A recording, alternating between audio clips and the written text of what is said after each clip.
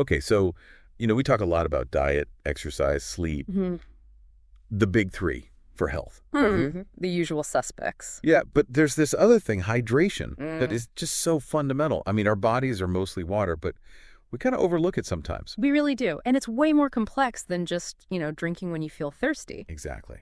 It's quite intricate, actually. And that's what we're going to dig into today. We're looking at hydration, more than just water. That was episode 8 of Lifelines by Supreme Medic, and also The Lifeline of Hydration by Dr. Sutaram Vishnoi.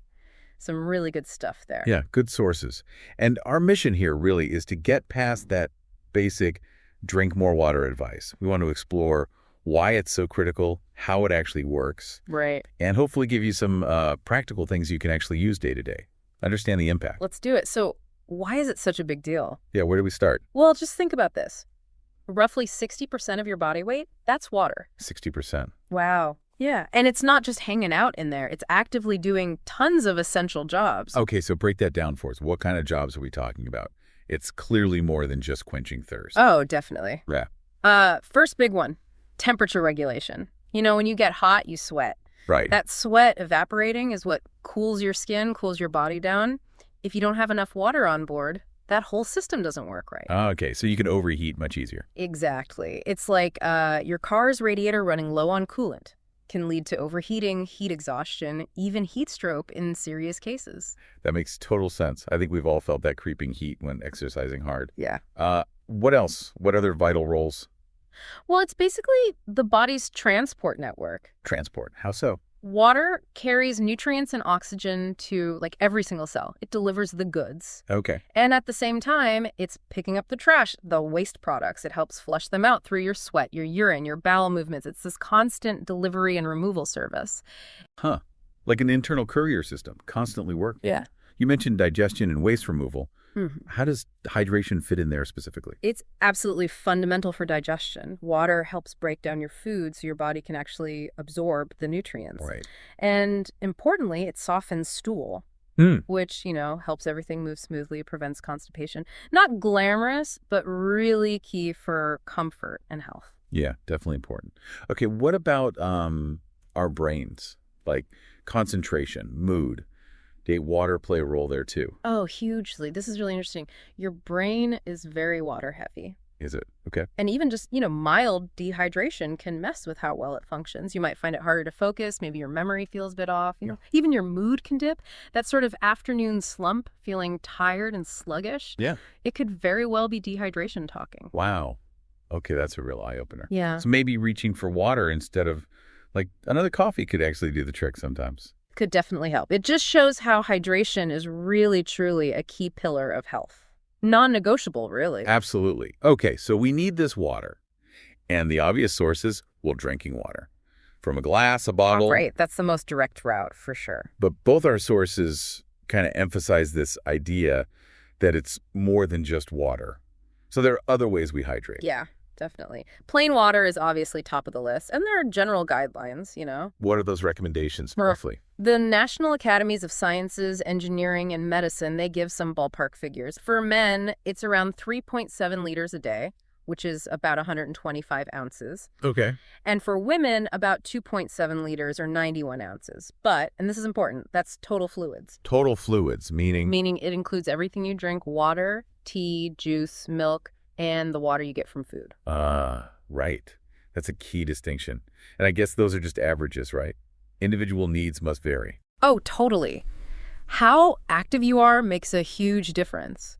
The climate you live in, hot and humid versus cool and dry, your health status, it all plays a role. Makes sense. And a really crucial point both sources make: don't wait until you feel thirsty. Why not? Because thirst is actually a lagging indicator. It means you're already starting to get dehydrated. Huh. Okay, so it's like the low fuel light on your car dashboard. You should have filled up earlier. Exactly like that. You want to be proactive.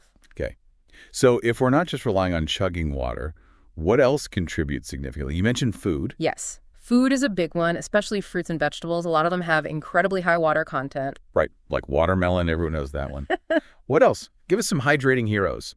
Watermelon's great, yeah, about 92% water, but cucumbers, even higher, like 96%. 96%, wow. Then you've got oranges, strawberries, they're up there, high 80s, low 90% water. Even things like lettuce and celery are around 95%. That's amazing. So loading up on salad, snacking on fruit, it's not just vitamins and fiber, it's actual hydration too. Precisely. And you get all those other good nutrients bundled in. It's a fantastic way to boost your fluid intake without really thinking about it. Clever.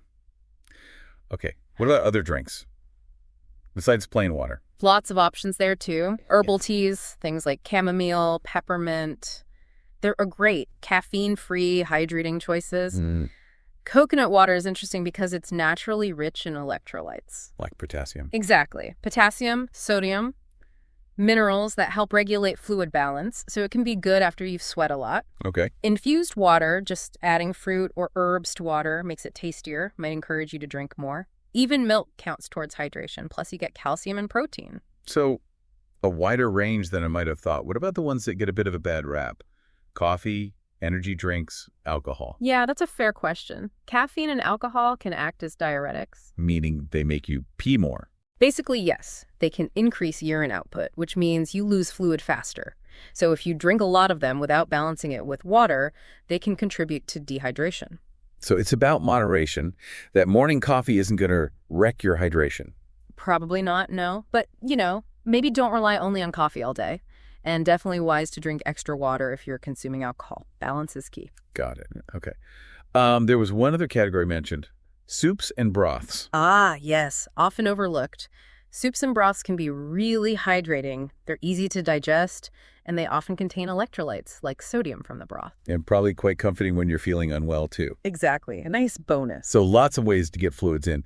But what happens when we fall short? What are the actual dangers of dehydration? Well, simply put, dehydration is when your body loses more water than you take in. And even being mildly dehydrated can cause noticeable symptoms. Like the classic dry mouth feeling, I suppose. What else should we look out for? Dry mouth, dry throat, yeah. Also feeling tired, fatigued.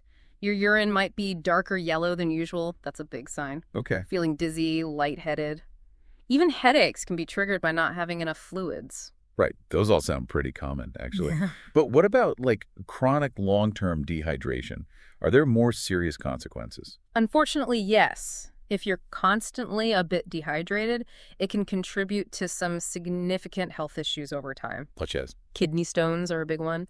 Concentrated urine makes it easier for those mineral crystals to form. Ouch. Okay. Urinary tract infections, or UTIs, are also more common. And really severe, prolonged dehydration can actually damage the kidneys, potentially leading to kidney failure. Wow. That's serious. And in acute, extreme situations, it can cause heat stroke, confusion, even organ failure. It can be life-threatening. Okay, that really drives the point home. It's not trivial at all. Are some people more at risk than others? Yes, definitely. Older adults often have a weaker thirst signal, so they might not realize they need to drink. Right. Pregnant women need more fluids overall. And athletes, obviously, lose a lot through sweat, putting them at higher risk. So those groups need to be extra careful. Extra vigilant, yes. Awareness is key, especially when it's hot out or during intense activity. Okay, so knowing the risks, let's shift to the positive. Yeah. What can we actually do? Give us some practical, actionable tips for staying hydrated. Absolutely. Lots of simple things. Number one, carry a water bottle. The classic advice. It works. Having it visible is a constant reminder to sip. Some people like those bottles with time markers on them. Helps you pace yourself. Yeah, I've seen those. Keeps you on track. What about the food side again? Be intentional about it. Actively incorporate those high water fruits and veggies. Add a salad, grab an orange, blend a smoothie, make it part of your routine. Easy enough and tasty too.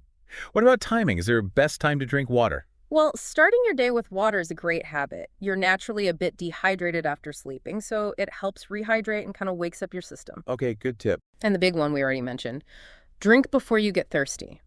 Make sipping throughout the day a habit, especially if you're active or it's hot. Don't wait for the signal. Be proactive, not reactive. You got it. What about those electrolyte drinks again? When are they really necessary? For most everyday situations, plain water is perfectly fine. But if you're doing, say, really intense exercise for over an hour or sweating buckets in the heat, Yeah. then something like coconut water or a properly formulated sports drink can help replace those lost minerals, the electrolytes, along with the water. Okay, so more for specific high-loss situations, Yeah. not just for sitting at your desk. Generally, no. And we talked about caffeine and alcohol moderation, and balancing with water is the approach there. Right. What if someone just finds plain water? Boring. I know people who struggle with that. Totally understandable. Easy fix. Flavor it naturally. Add lemon slices, cucumber, mint, berries, whatever you like. Makes it way more appealing. Good idea. A little spa water vibe. Exactly. And if you're motivated by tracking, use an app or just make marks on your bottle. Whatever helps you stay mindful and consistent. Those are all really useful, practical tips. And just to circle back quickly on those specific groups. Right. For older adults, gentle reminders can be key because of that reduced thirst sense. Okay. For kids, they're vulnerable too, so encourage sips often, especially when they're playing or at school. Makes sense. And for athletes or very active folks, remember, it's both water and electrolytes they need to replenish consciously. So a tailored approach is best. This has been super insightful. To wrap things up, what's the main takeaway you want people to leave with?